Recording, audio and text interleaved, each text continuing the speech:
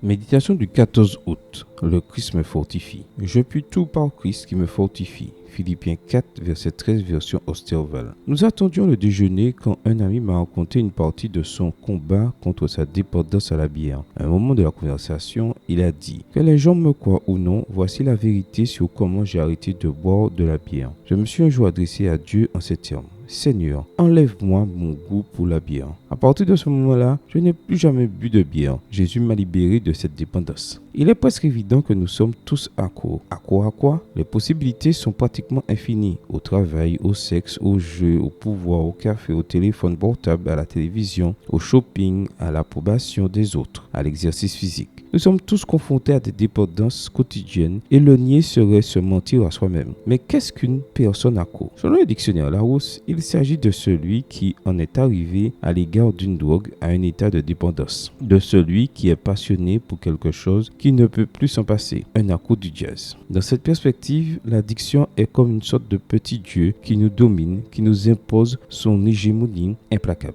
Quelle que soit la dépendance quotidienne qui a détruit notre vie et celle de notre entourage, il est bon de savoir que nous pouvons remporter la victoire sur elle. Pour ce faire, comme l'a fait mon ami, il nous suffit, premièrement, de recourir à la puissance divine. Et deuxièmement, d'utiliser la maîtrise de soi avec sagesse. Vous pensez peut-être que votre problème est justement de ne pas avoir de maîtrise de vous-même. Rassurez-vous, se maîtriser n'est pas une vertu inhérente à notre condition humaine, car nous sommes naturellement enclins aux excès. La maîtrise de soi est un don de Dieu. Lisez attentivement ce que dit l'apôtre. Ce n'est pas un esprit de timidité que Dieu nous a donné, mais un esprit de force, d'amour et de sagesse. De Timothée 1, verset 7, version du second. Si ce dont vous avez besoin est le pouvoir de maîtriser vos addictions et de ne pas les laisser vous maîtriser, cherchez-le en Jésus, il vous le donnera. Bien que les addictions nous fassent croire qu'elles nous élèvent comme un ballon, elles nous plongent en réalité dans un profond abîme. Ne nous acharnons pas à satisfaire cette envie fatale. Ne nous obstinons pas à croire ce que nous savons déjà être un vil mensonge. Accrochons-nous à cette merveilleuse promesse. Je puis tout par Christ qui me fortifie. Philippiens 4, verset 13. Amen.